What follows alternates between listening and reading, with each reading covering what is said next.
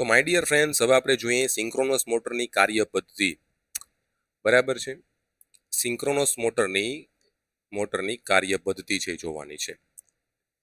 તો my dear friends, synchronous મોટરનું કાર્ય પદ્ધતિની અંદર જે મેઇન જે પોઈન્ટ હોય છે એ કયા કયા પોઈન્ટ હોય છે? તો ભાઈ, સિંક્રોનસ મોટર કાર્ય પદ્ધતિ, working principal of synchronous motor શું હોય છે એ પહેલા તો ડેફિનેશન લખીએ. સિંક્રોનસ મોટરની ડેફિનેશન જો શું કહે છે એ. તો ભાઈ, સિંક્રોનસ મોટર એ એક એસી મોટર છે જે રોટર ને સ્ટેટર ફિલ્ડ સાથે કનેક્ટ થઈને એટલે સંક્રમણિત થઈને ગતિ સિંક્રોનસલી ફેરવે છે. એક સિંક્રોનસ ગતિ એ છે એ ફરે છે આ. અથવા તો બીજી ડેફિનેશન તમે જો, સિંક્રોનસ મોટર એવી મોટર છે કે જેનું રોટર સ્ટેટર દ્વારા ઉત્પન્ન થયેલ ફેરવતા ચુંબકીય ક્ષેત્રની ગતિ સાથે જે એના સ્ટેટર દ્વારા ઉત્પન્ન થતું જે ફરતું ચુંબકીય ક્ષેત્ર છે એની જે ગતિ સાથે એની જે સ્પીડ છે સંકળાયેલી હોય છે, એના રોટરની સ્પીડ સંકળાયેલી હોય છે. એટલે કે સિંક્રોનસ મોટર જે હોય છે, સિંક્રોનસ મોટરનું રોટર પણ છે કેવું હોય છે? રોટર પણ કેવું હોય છે? અચળ સ્પીડે ફરતું હોય છે. અચળ સ્પીડે ફરતું હોય છે. કઈ સ્પીડે? સિંક્રોનસ સ્પીડે છે ફરતું હોય છે. બરાબર. કાર્ય પદ્ધતિ સ્ટેટર, તો ભાઈ 3 ફેઝ એસી સપ્લાય આપવો પડે છે આપણે સ્ટેટરમાં. ચુંબકીય ફેરફાર ક્ષેત્ર રોટેટિંગ મેગ્નેટિક ફિલ્ડ ઉત્પન્ન કરે છે. રોટરની અંદર આપણે ડીસી સપ્લાય આપીએ છીએ. ઘણીવાર પૂછ્યું ભાઈ, સિંક્રોનસ મોટરના રોટરમાં કયો સપ્લાય આપો છો? ભાઈ, ડીસી સપ્લાય છે આપીએ છીએ. બરાબર. રોટરમાં આ રોટર ચુંબકીય ક્ષેત્ર સ્ટેટર સાથે લોક થઈ જાય છે.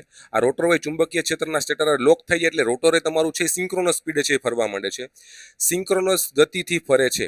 એટલે કે સ્ટેટર ફિલ્ડની સેમ સ્પીડ મેન્ટેન છે કરે છે કોણ? રોટર. આ સેલ્ફ સ્ટાર્ટિંગ હોતો નથી, પોતાની જાતે છે ચાલુ થતો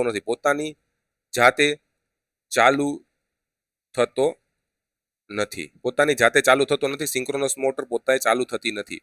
તેનો ચાલુ કરવા માટે સ્પ્લિટમેન્ટરી મિકેનિઝમ જોઈએ છીએ, જેમ કે ડેમ્પર વાઇન્ડિંગ અથવા તો સેપરેટ ઇન્ડક્શન મોટર જોઈએ છીએ એને ચાલુ કરવા માટે.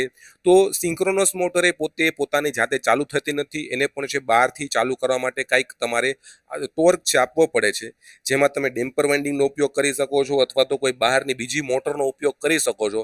એનાથી તમે છે સિંક્રોનસ મોટર આપણે ચાલુ કરી શકીએ છીએ. તો એક સિંગલ ફેઝ ઇન્ડક્શન મોટર જોઈ હતી, એ પણ સેલ્ફ સ્ટાર્ટ નહોતી. પછી સિંક્રોનસ મોટર જોઈ, એ પણ સેલ્ફ સ્ટાર્ટ નથી.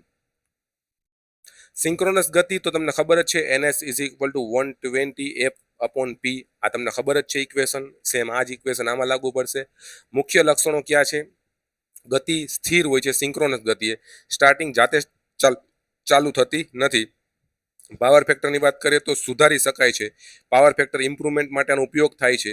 ઉપયોગ ઇન્ડસ્ટ્રીયલ ડ્રાઈવ માટે પાવર ફેક્ટર કરેક્શનમાં આનો ઉપયોગ થાય છે.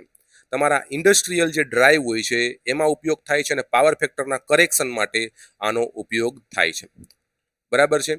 આનો પેલો MCQ છે, સિંક્રોનસ મોટર કઈ ગતિએથી ફરતી હોય છે? સિંક્રોનસ મોટર કઈ ગતિએથી ફરતી હોય છે? તો સિંક્રોનસ સ્પીડે છે ફરતી હોય છે. બરાબર. સિંક્રોનસ મોટર શું જાતે શરૂ થતી નથી? હા, સિંક્રોનસ માટે જાતે છે શરૂ થતી થાય છે ના. સિંક્રોનસ મોટર જાતે શરૂ થતી નથી એટલે આ આવશે ના આવશે. બરાબર. એમાં સિંક્રોનસ સ્પીડનું સૂત્ર શું હોય છે? તો તમને ખબર છે 120 F/P. સિંક્રોનસ મોટરનું ફિલ્ડ એક્સાઇટેશન કેટલું હોય છે એમ કહે છે. જે સિંક્રોનસ મોટર છે એનું ફિલ્ડ એક્સાઇટેશન કેટલું હોય છે? તો ભાઈ DC હોય છે. સિંક્રોનસ મોટરનો મુખ્ય ઉપયોગ છે ક્યાં થાય છે? પાવર ફેક્ટર સુધારવા માટે ઉપયોગ થાય છે સિંક્રોનસ મોટરનો. સિંક્રોનસ મોટરનો સૌથી મોટો ફાયદો શું હોય છે? તો કે ભાઈ, અચળ સ્પીડે છે ફરતી હોય છે.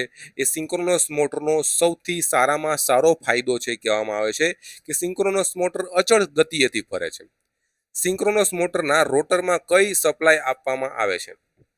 જે સિંક્રોનસ મોટર છે એના રોટરમાં કઈ સપ્લાય આપવામાં આવે છે?